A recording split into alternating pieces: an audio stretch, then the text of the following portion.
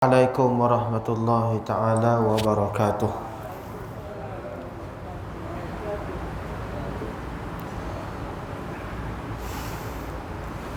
A'udzu billahi minasyaitonir rajim. Bismillahirrahmanirrahim. Alhamdulillahi rabbil alamin. Wassalatu wassalamu ala asyrafil anbiya'i wal mursalin wa ala alihi wa ashabihi ajma'in. Allahumma salli wa sallim ala sayyidina Muhammad wa ala alihi wa ashabihi wa man tabi'ahum bi ihsanin ila yaumiddin.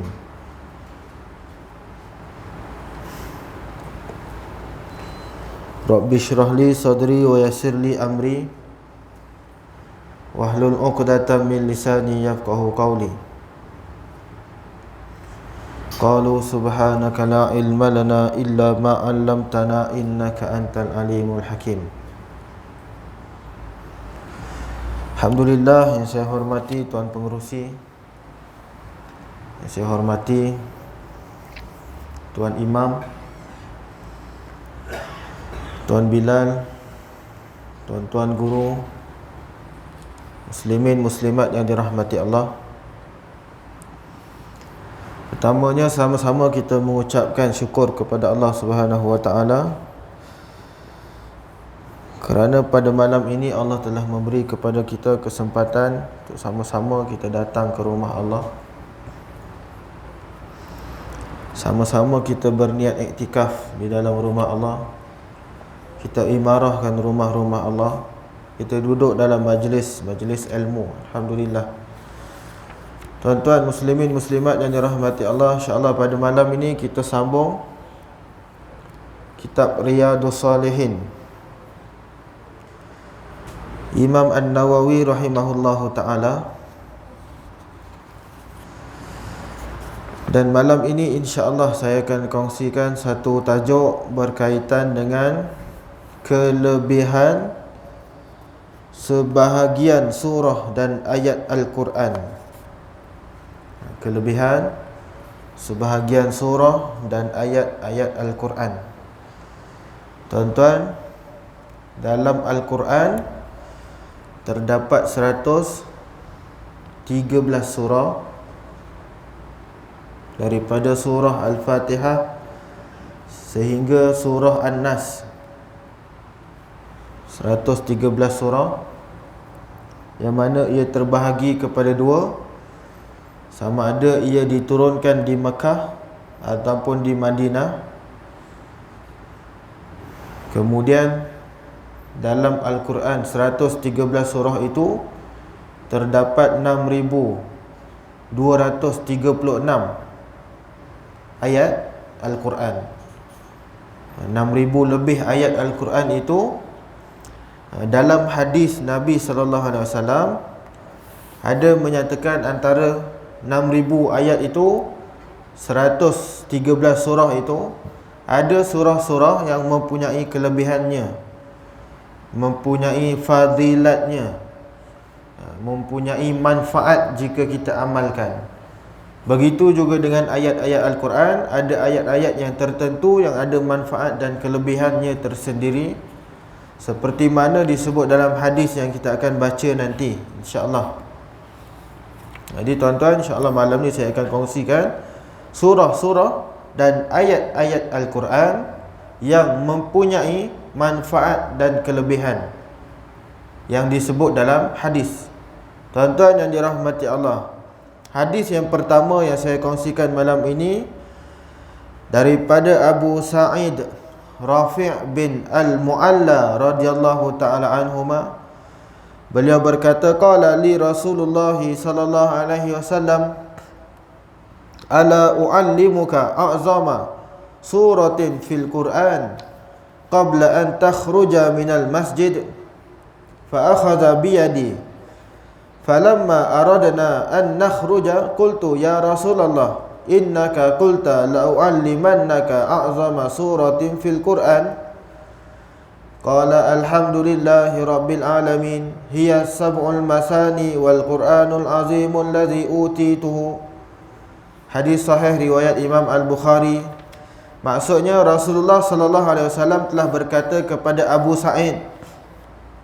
Nabi kata apa? Mahukah kamu saya ajarkan kepada kamu sebesar-besar surah di dalam Al-Quran sebelum kamu keluar daripada masjid? Nabi pun memegang tangan Abu Sa'id. Nabi kata apa? Nak tak kalau aku bagi tahu satu surah yang mana surah ini adalah sebesar-besar surah di dalam Al-Quran, ataupun boleh dikatakan surah yang paling agung di dalam Al-Quran. Tuan-tuan, maka Nabi pun berkata kepada Abu Sa'id. Nabi kata apa? Surah tersebut ialah Alhamdulillahi Rabbil Alamin. Surah Al-Fatihah. Ia merupakan 7 ayat yang dibaca secara berulang-ulang dan Al-Quran yang agung yang diberikan kepada saya, yakni Nabi Muhammad sallallahu alaihi wasallam. Tuan-tuan, surah yang agung disebut dalam hadis ini iaitu surah Al-Fatihah, yang mana surah ini diturunkan di Makkah Al-Mukarramah dan mempunyai 7 ayat.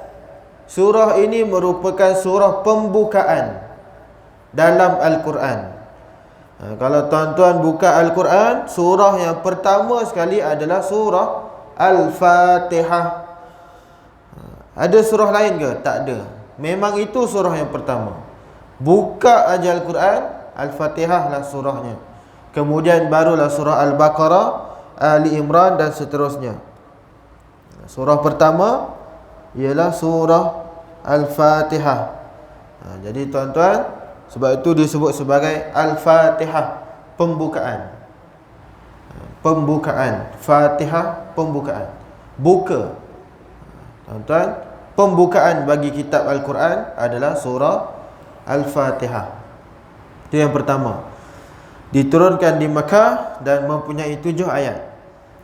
Al-Quran, surah Al-Fatihah ini memiliki nama-nama yang lain. Surah Al-Fatihah memiliki nama-nama yang lain. Antara yang disebut dalam hadis yang lain, Nabi sebut daripada Abu Hurairah, Nabi kata surah Al-Fatihah ini juga disebut sebagai surah Ummul Quran. Ummul Quran itu nama lain bagi Al-Fatihah. Jadi kalau tuan-tuan terdengar lepas ni dia suruh baca surah Ummul Quran, maka surah Ummul Quran itu apa? Surah Al-Fatihah. Biasa kita dengar Ummul Kitab, yang itu juga nama lain bagi Fatihah. Disebut kita buka majlis kita pada hari ini dengan Ummul Kitab. Ummul Kitab apa? Al-Fatihah. Tuan-tuan, itu nama lain bagi Fatihah. 2. Yang ketiga, nama lain bagi surah Al-Fatihah iaitu Sab'ul Masani. Sab'ul Masani. Maksud dia apa?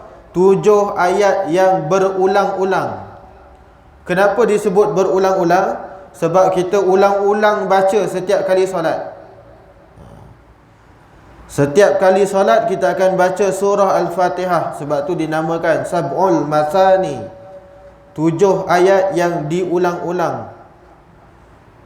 Tuan-tuan, sebab apa? Sebab kita baca setiap kali solat, kita akan baca surah Al-Fatihah.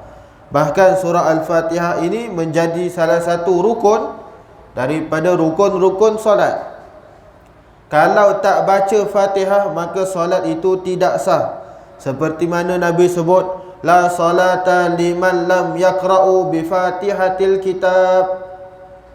Tidak sah solat seseorang itu jika dia tidak membaca Fatihatul Kitab, surah Al-Fatihah.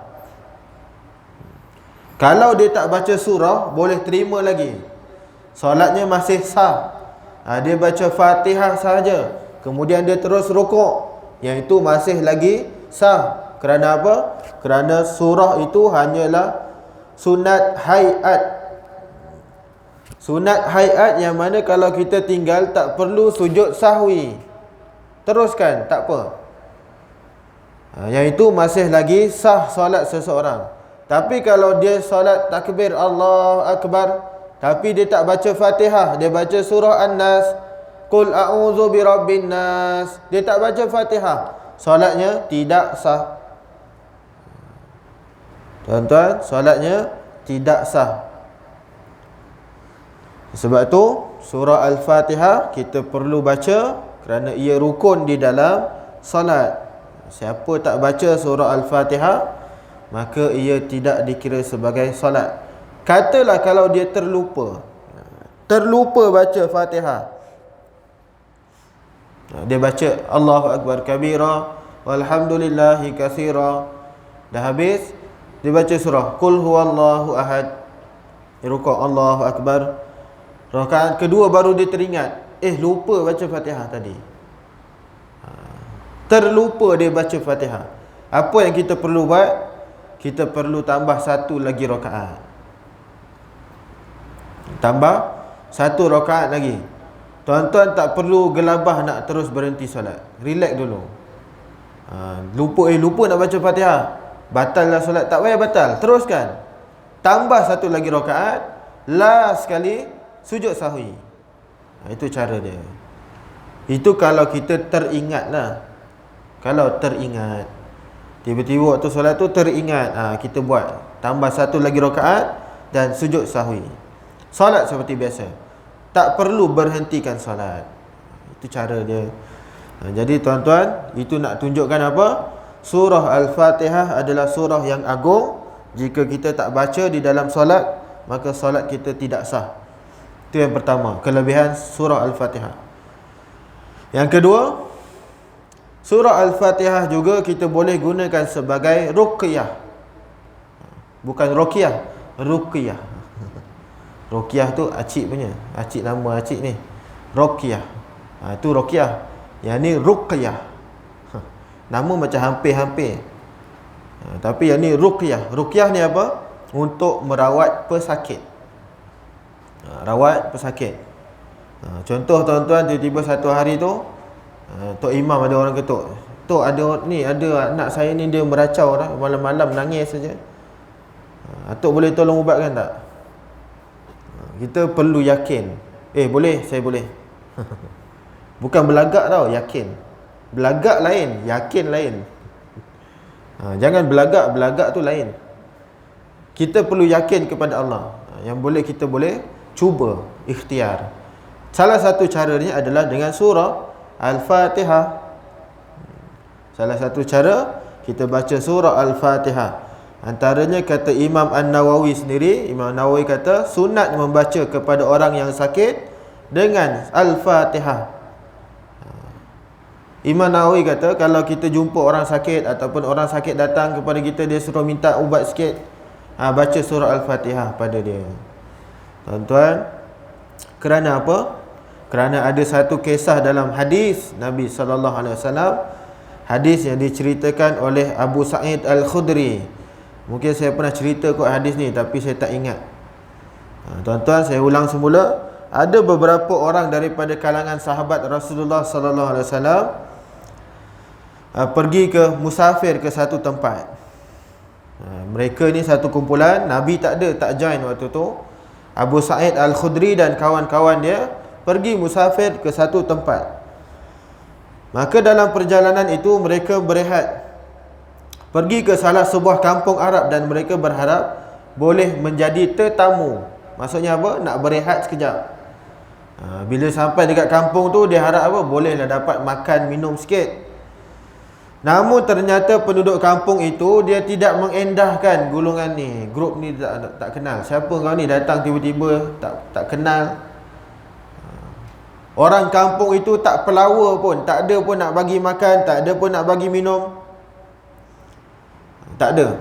Tiba-tiba datang salah seorang penduduk kampung itu, dia kata apa? Wahai kawan-kawan, sahabat-sahabat yang baru datang musafir ni, ada tak di kalangan kamu yang pandai meruqyah orang? Ada tak di kalangan kamu yang musafir ni yang pandai berubat, yang pandai mengubat orang? Ada tak? Maka ada salah seorang daripada sahabat ni pun dia yakin. Dia bukan belagak, saya sebut tadi, belagak yang lain. Yang ni dia yakin, saya boleh. Dia angkat tangan, saya boleh. Padahal dia tak tahu pun. Padahal dia tak pandai pun. Dia bukan Darul Syifa, bukan. Dia tak pandai berubah orang pun. Tapi disebabkan dia nak dapatkan apa? Nanti kita akan cerita dia dapat apa. Tuan-tuan, dia kata saya boleh. Maka dia pergilah jumpa orang yang sakit tu. Dia pergi jumpa ketua kampung itu dan menjampinya dengan surah Al-Fatihah. Dia kata, ketua kampung saya ni sakit, boleh tak kamu ubat dia? Dia kata, saya boleh. Dia pergi jumpa, dia baca surah Al-Fatihah sahaja. Dengan kuasa Allah, sembuh pesakit penyakit itu. Dia baca surah Al-Fatihah saja, dia tak baca surah lain pun. Dia hanya baca surah Al-Fatihah. Disebabkan sembuh ketua kampung itu, maka sahabat ini dihadiahkan kepadanya beberapa ekor kambing. Baca Fatihah saja dapat kambing. Sebab tu saya cakap kena yakin, jangan belagak. Belagak lain, yakin lain. Tuan-tuan, yakin kita boleh sembuhkan dengan kuasa Allah, bukan kita punya kuasa. Maka bila dia dah dapat hadiah kambing beberapa ekor ni, dia pun bawa balik jumpa kawan-kawannya. Dan mereka jadi apa? Mereka jadi ragu-ragu. Apa yang kau buat ni? Kenapa ragu-ragu? Sebab apa? Sebab lelaki ni dia tak pandai pun berubah orang. Dia tak pandai berubah orang pun. Tapi bila dia bawa balik kambing tu, kawan-kawan lain jadi ragu-ragu. Kau ni biar betul, tantang kau curi kot. Jadi apa? Ragu-ragu. Maka mereka semua ni pun balik jumpa dengan Rasulullah sallallahu alaihi wasallam. Lelaki ni pun ceritalah tentang peristiwa itu. Ya Rasulullah, saya pergi berubat orang, saya berubat dengan Al-Fatihah sahaja. Dengan kuasa Allah sembuh dan dia bagi saya kambing. Boleh tak saya makan kambing tu? Boleh tak kita sembelih makan sama-sama? Tuan-tuan yang dirahmati Allah, apa kata Nabi sallallahu alaihi wasallam? Wahai sahabat, bagaimana engkau tahu surah Al-Fatihah itu merupakan ayat ruqyah? Nabi tanya balik, macam mana kau tahu Fatihah tu boleh ruqyah orang? Sahabat ni kata apa? Saya baca je, saya tak tahu pun. Tuan-tuan yang dirahmati Allah, kemudian Nabi kata apa? Maka disebabkan kamu telah dihadiahkan dengan kambing itu, maka ambillah pemberian daripada mereka dan pastikan aku mendapat bahagian daripada kambing itu. Nabi kata, ambil je. Yang penting hantar makanan sikit dekat aku, kata Nabi sallallahu alaihi wasallam.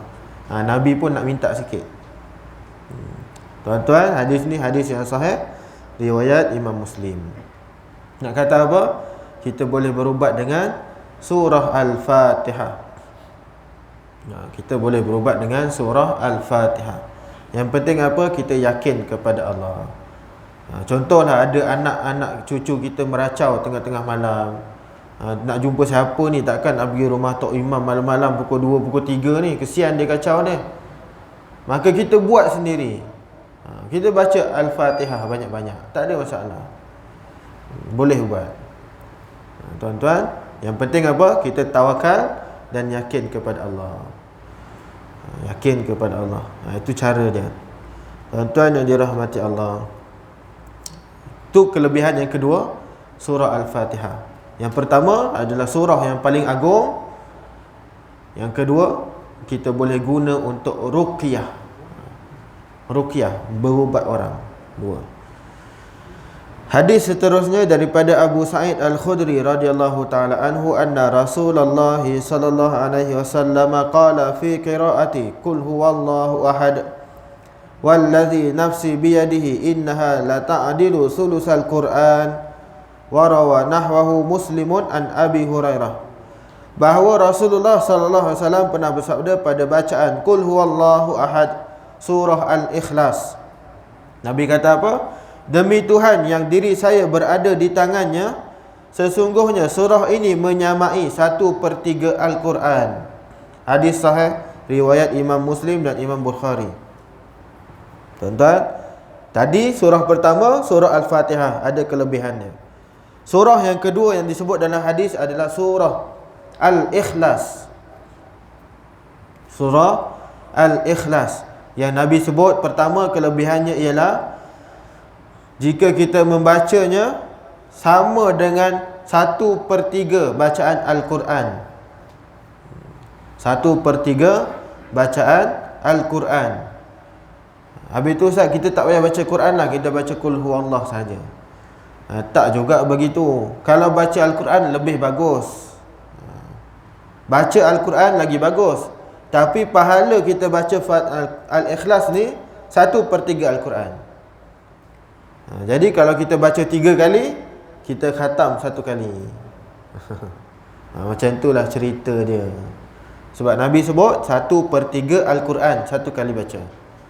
Jadi kalau kita baca 3 kali, kita boleh dapat pahala khatam 1 kali Quran. Tapi pahala kita baca Al-Quran betul-betul tu tak samalah. Itu lagi banyak pahala dia.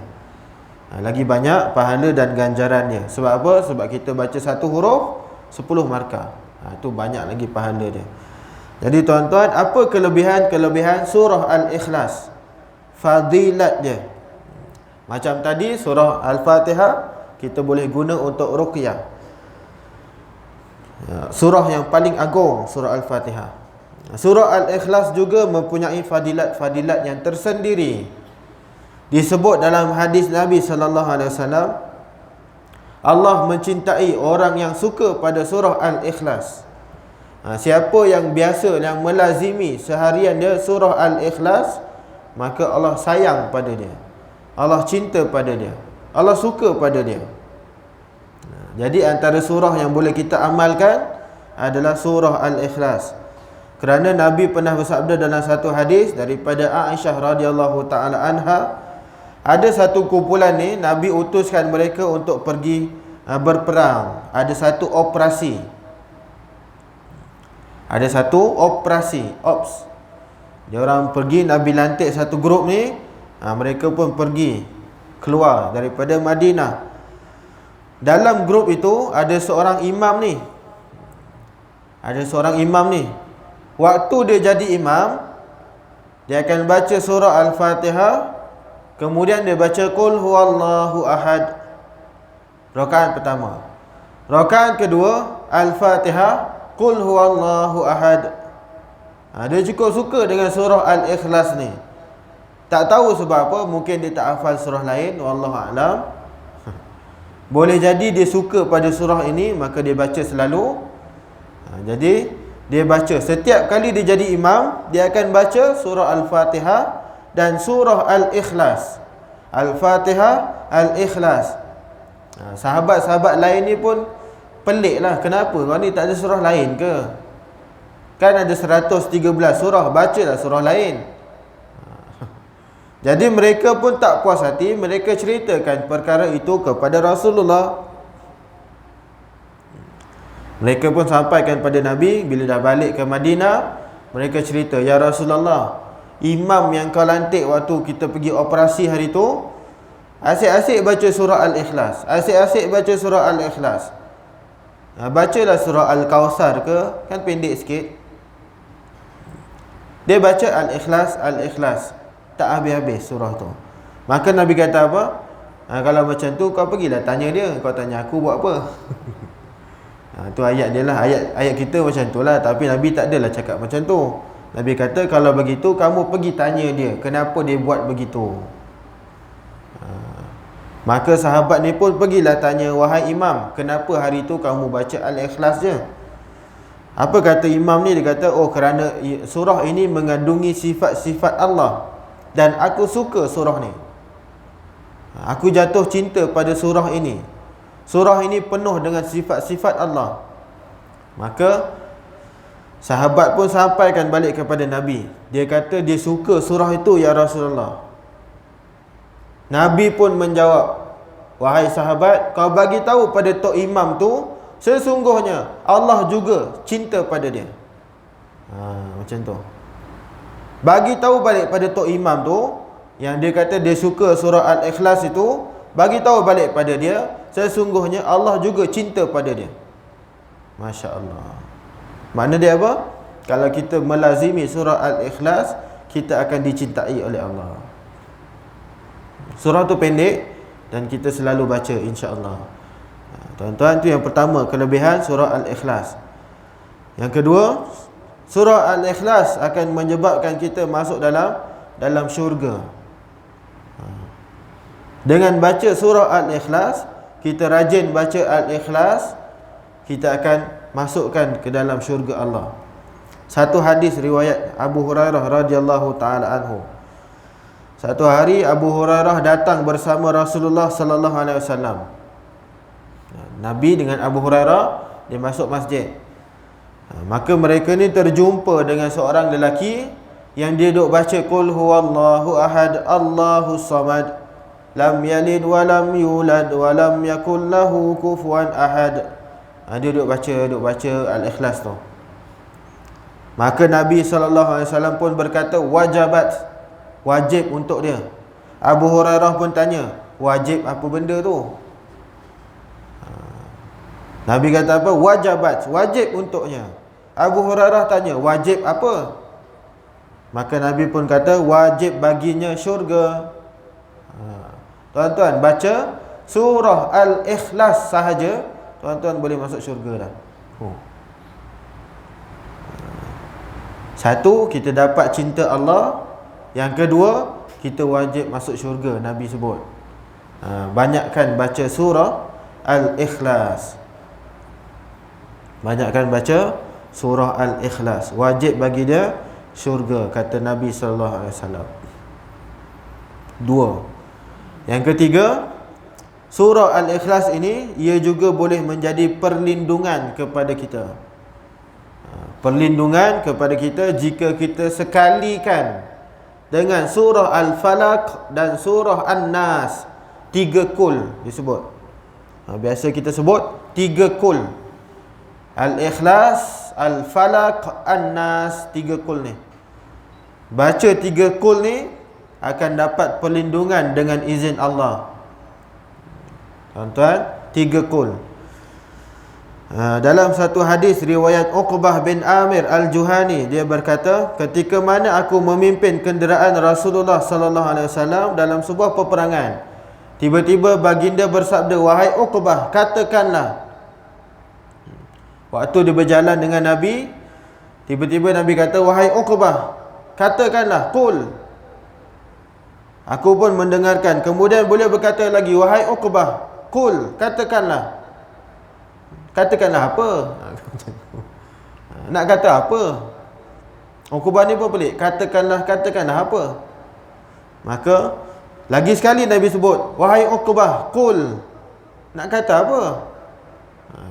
Tuan-tuan, bila kita jalan dengan kawan ni, kawan ni kata, bang, cakaplah. Nak cakap apa? Macam tu. Kita pun jadi pelik dan hairan.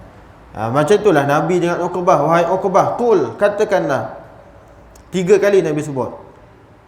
Maka Uqbah tanya, wahai Rasulullah, apa yang perlu aku katakan? Nak aku cakap apa? Maka Nabi SAW bersabda, qul huwallahu ahad. Baginda membaca surah Al-Ikhlas sehingga selesai. Kemudian baginda membaca qul a'udzu birabbil falaq. Dah habis. Kemudian Nabi sambung, qul a'udzu birabbin nas. 3 qul. Sebab tu kita panggil 3 qul. Sebab Nabi sebut pada Uqbah tadi 3 kali qul. Wahai Uqbah, qul 1. Uqbah, qul 2. Uqbah, qul 3. Barulah Uqbah tanya, nak kata apa? 3 qul. Tuan-tuan, kemudian Nabi pun baca 3 qul itu, dan baginda bersabda, tidak ada seorang pun yang berlindung dari segala keburukan seperti orang yang berlindung dengan 3 surah tersebut. Tuan-tuan, kita nak perlindungan diri, perlindungan jiwa rohani kita, 3 qul kita amalkan. Tuan-tuan yang dirahmati Allah, itu kata Nabi SAW. Baca 3 qul. Qul huwallahu ahad, qul a'udzu birabbil falaq, qul a'udzu birabbin nas. Itu kelebihan surah Al-Ikhlas. Yang ketiga. Yang keempat, kelebihan surah Al-Ikhlas. Apa dia? Dimakbulkan doa. Yang ni special. Dimakbulkan doa. Dalam satu hadis Nabi SAW, Nabi mendengar seorang lelaki berdoa. Satu hari tu Nabi dengar seorang lelaki ni dia baca doa. Dia doa apa? Allahumma inni as'aluka, inni ashhadu annaka antallah, la ilaha illa anta, al-ahadus samad, alladhi lam yalid wa lam yulad wa lam yakul lahu kufuwan ahad. Dia baca doa tapi surah Al-Ikhlas. Doa tu surah Al-Ikhlas. Tuan-tuan, doa itu surah Al-Ikhlas Nabi dengar. Maka Nabi kata, laqad sa'alta Allah bil ismi alladhi idza su'ila bihi a'ta wa idza du'iya bihi ajaba. Maka Nabi pun kata, sesungguhnya dirimu telah meminta kepada Allah dengan nama-nama Allah, yang jika dia diminta dengannya, pasti Allah akan bagi. Jika dia minta, pasti Allah akan kabulkan. Dalam doa itu, lelaki ni selitkan surah Al-Ikhlas. Tuan-tuan boleh baca. Dalam doa, kita baca surah Al-Ikhlas. Kerana apa? Kerana dengan surah itu akan dimakbulkan doa. Kerana dalam surah Al-Ikhlas terhimpunnya sifat-sifat Allah. Al-Ahad, As-Samad, alladzi lam yalid wa lam yulad wa lam yakul lahu kufuwan ahad. Nabi sebut, siapa yang baca doa tu, siapa yang minta, Allah akan kabulkan. Apa saja hajat dia, Allah akan bagi. Dengan amalan surah Al-Ikhlas. Tuan-tuan, waktu doa, baca selitkan sekali surah Al-Ikhlas. Itu antara kelebihan ataupun manfaat surah Al-Ikhlas. Qul huwallahu ahad. Surah yang biasa kita baca, tapi mempunyai fadilat yang besar, manfaat yang sangat banyak. Jadi tuan-tuan boleh beramal dengan surah ini. Pendek sahaja. 2. Surah Al-Fatihah, surah Al-Ikhlas. 2. 3.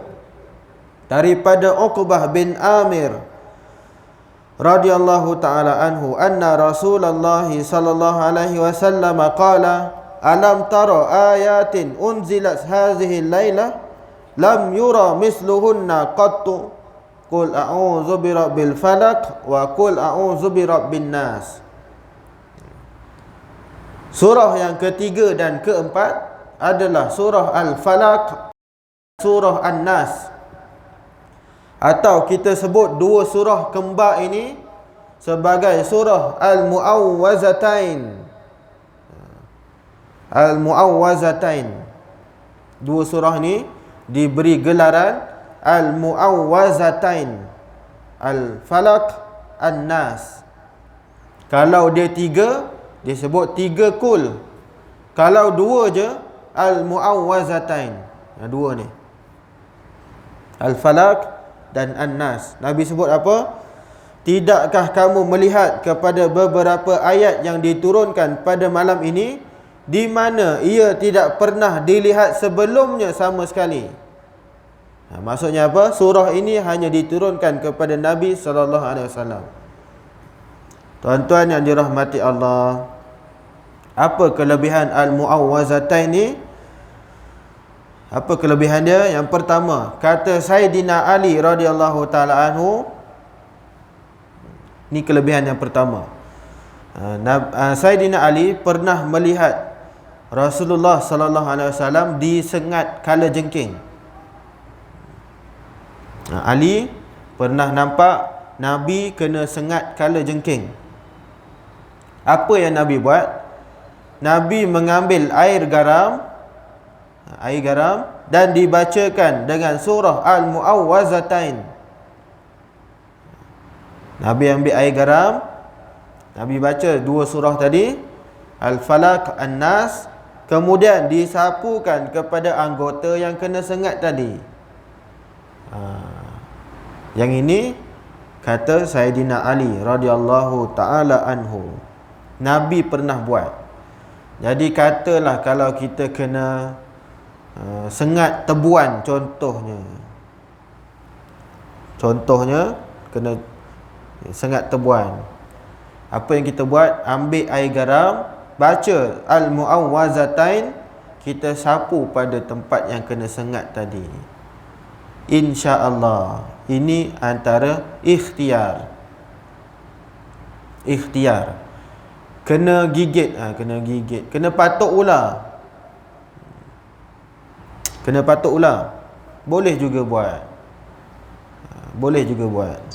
Kena gigit kala jengking, kena sengat kala jengking, boleh juga buat. Tak kiralah kena sengat apa pun, boleh je buat. Boleh juga kita buat. Ambil air garam, baca 2 surah Al-Mu'awwazatain, maka kita sapu kepada anggota yang kena sengat itu tadi. Itu kelebihan yang pertama.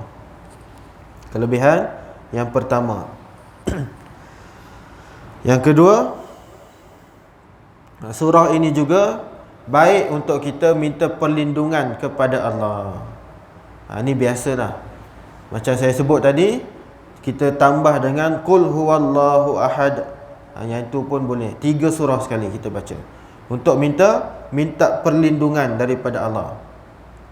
Minta perlindungan kepada Allah. 2 surah Al-Mu'awwazatain kita tambah dengan Qul huwallahu ahad, surah Al-Ikhlas.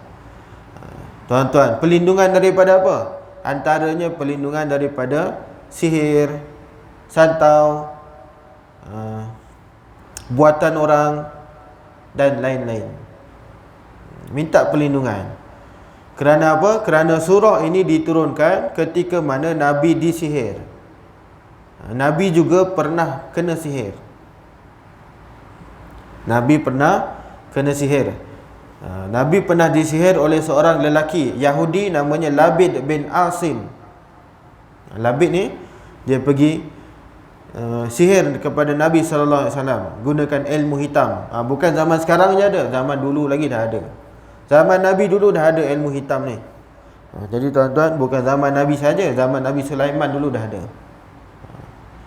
Jadi Labid bin Asim ini dia menyihir Nabi SAW. Apa yang dia buat? Dia ambil rambut Nabi SAW dan dia buat 11 ikatan. Dia ambil rambut Nabi, dia buat 11 ikatan. Wallahualam, macam mana cara, wallahualam. Tuan-tuan tak payah buat lah, itu saja je. Jangan pergi ambil rambut orang, kita buat 11. Jangan buat macam tu. Itu contoh ni, dia cerita. Saya nak bagi contoh. Jangan buat. Kemudian Labid ini meletakkannya di bawah batu berhampiran dengan telaga bernama Zarwan. Labid ini dia ambil, diikat rambut Nabi tadi, dia letak di bawah batu sebelah telaga. Dia kira macam kita buat apa? Kita buat yang bunjuk tu, kuning tu, kita letak dekat bawah rumah. Macam itulah, lebih kurang. Tapi Labid letak dekat telaga, sebelah telaga bawah batu. Apa yang berlaku pada Nabi waktu tu? Bila Nabi kena sihir, Nabi mengalami kekeliruan. Nabi jadi seorang yang was-was. Aku dah buat ke belum tadi? Dia jadi macam tu. Padahal Nabi bukan macam tu. Bila Nabi kena sihir, Nabi jadi seorang yang was-was, keliru. Yang ni dah buat ke belum? Dia jadi macam tu Rasulullah sallallahu alaihi wasallam. Sampai kena jadi macam tu. Maka malaikat Jibril alaihissalam turun menghadap Nabi sallallahu alaihi wasallam dan menceritakan perkara yang sebenar. Itu Nabi adalah Jibril tolong. Kita siapa yang tolong? Tak ada. Kita bergantung harap hanya kepada Allah. Apa usaha yang kita perlu buat? Antaranya Nabi menyampaikan, Jibril menurunkan wahyu, menyampaikan wahyu kepada Nabi 2 surah, iaitu surah Al-Falaq dan surah An-Nas. Maka Nabi pun bacalah surah itu, surah Al-Falaq dan surah An-Nas. Kemudian bila Nabi dah sihat, Nabi pergi cari tempat itu dan Nabi ambil semula simpulan rambut itu, simpulan rambut Nabi tersebut. Tuan-tuan yang dirahmati Allah, dan Nabi baca apa? Nabi baca surah Al-Mu'awwazatain, surah Al-Falaq dan surah An-Nas. Dua surah ni je. Jadi tuan-tuan yang dirahmati Allah, maka ini antara surah yang boleh kita amalkan sebagai pendinding diri. Ikhtiar, insya-Allah. Insya-Allah. Jadi kita cuma ikhtiar. Ini cara dia. Jadi tuan-tuan, itu antara kelebihan surah Al-Mu'awwazatain. Al-Mu'awwazatain.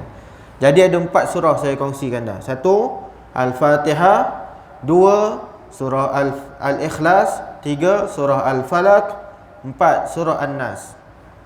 Yang ni 4 surah yang mana biasa kita baca, cuma lepas ni kita baca dengan lebih lagi, insya-Allah.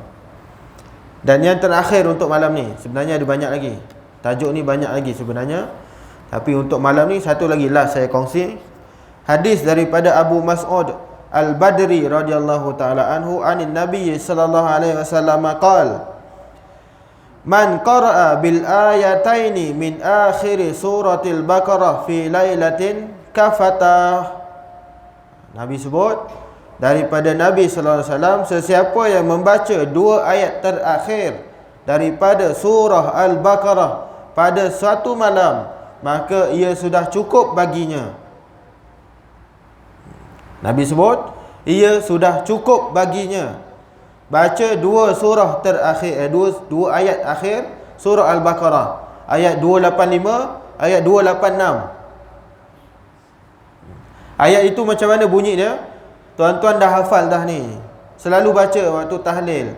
Amanar rasulu bima unzila ilaihi min rabbih wal mu'minun, sampai habis. Hafal tak? Hafal Ustaz. Baca setiap hari. Setiap malam Nabi sebut. Satu malam tu kalau kita baca 2 ayat ni, maka Nabi sebut sudah cukup memadai untuk dia. Maka ulama antaranya Ibnu Hajar Al-Asqalani, dia kata apa? Apa maksud memadai itu? Apa maksud cukup bagi kita tu? Pertama, cukup baginya qiyamul lail. Tuan-tuan, kalau terlajak qiyamul lail, tuan-tuan dah ready dah baca 2 ayat ni, seolah-olah kita dah buat qiyamul lail. Kalau terlajak lah. Kalau sengaja pun dah ada 2 surah ni pun sudah cukup memadai. Tapi kalau buat lagi bagus qiyamul lail. 1, cukup baginya untuk membaca Al-Quran pada hari itu. Tuan-tuan malas sangat nak baca, tak sempat baca, baca 2 ayat ini. Baca 2 ayat ni, sudah cukup bagi kita pada hari tersebut. Itu kata Ibnu Hajar Al-Asqalani. Lagi 3, sudah cukup untuk dia terselamat daripada segala keburukan. Tuan-tuan, antara ayat pendinding juga ayat ini, surah Al-Baqarah, 2 ayat terakhir, 285, 286. Cukup bagi kita untuk sebagai perlindungan. Seterusnya, cukup baginya terselamat daripada godaan syaitan. 2 ayat ni je, terselamat daripada keburukan dan godaan syaitan. Tuan-tuan, lagi apa? Cukup baginya untuk mendapat kebaikan di dunia. Tuan-tuan, banyak kelebihan 2 ayat ini saja. Tuan-tuan baca, banyak kelebihan yang kita akan dapat. Al-Baqarah 285, 286. Itu menurut pendapat Imam Ibnu Hajar Al-Asqalani, juga pendapat Imam An-Nawawi sendiri. Kata Imam Nawawi, siapa yang baca pada waktu malam, maka dia akan terpelihara daripada keburukan dan kebinasaan syaitan terutamanya. Kebinasaan jin dan juga syaitan. Tuan-tuan yang dirahmati Allah, Jadi saya kesimpulan dia pada malam ni saya dah kongsi 5. Al-Fatihah yang pertama, Al-Ikhlas yang kedua, Al-Falaq, An-Nas dan Al-Baqarah 2 ayat akhir. 5. Nanti kita akan masuk lagi, saya akan kongsikan lagi. Antaranya kita baca surah Al-Baqarah itu sendiri. Kita baca penuh surah Al-Baqarah, apa kelebihan dia. Kita baca ayat kursi. Ayat kursi adalah ayat yang paling agung dalam Al-Quran. Surah paling agung, surah Al-Fatihah. Ayat yang paling agung, ayat kursi. Tuan-tuan, surah paling agung, surah Al-Fatihah. Ayat yang paling agung, ayat kursi antaranya. Kemudian disebut juga apa kelebihan kita baca surah Al-Kahfi. Surah Al-Kahfi. InsyaAllah kita akan kongsikan pada pertemuan yang akan datang. Cukup sekadar ni saya kongsi 5 dulu. Nanti kita sambung pada hari yang lain untuk surah Al-Baqarah khususnya dan surah ayat-ayat kursi. Dua tu Al-Baqarah dan ayat kursi. Tuan-tuan yang dirahmati Allah, insya-Allah kita sambung pada masa akan datang. Yang baik datang daripada Allah, yang lemah, yang kurang datang pada saya sendiri. Aqulu qauli hadza wa astaghfirullahal azim li wa lakum. Wabillahi taufiq wal hidayah. Wassalamualaikum warahmatullahi wabarakatuh. A'udzu billahi minasyaitonir rajim. Bismillahirrahmanirrahim. Alhamdulillahirabbil alamin. Wassalatu wassalamu ala asyrafil anbiya'i wal mursalin wa ala alihi wa sahbihi ajma'in. Allahumma razuqna mutaba'atin nabiyyi sallallahu alaihi wasallam awalan wa akhiran wa zahiran wa batina wa qawlan wa fi'lan wa ibadatan wa amalan salihan. Allahumma faqihna fid din wa 'allimna at-ta'wil. Rabbana atina fid dunya hasanah wa fil akhirati hasanah wa qina adzaban nar. Wassallallahu ala sayyidina Muhammad wa ala alihi wa sahbihi wa sallam. Walhamdulillahi rabbil alamin. Taqabbalallahu minkum.